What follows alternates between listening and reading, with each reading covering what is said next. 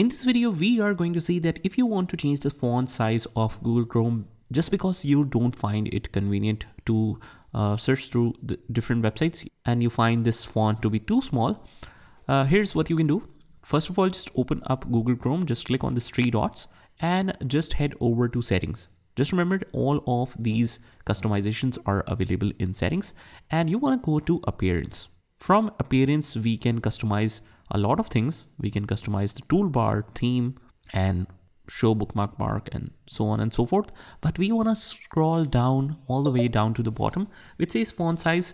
By default, it's set to medium, but let's say that we want to set it to large or small or very large maybe. So all of this can be done easily. After that, just head over back to the settings, go to the appearance in order to make sure that it's working.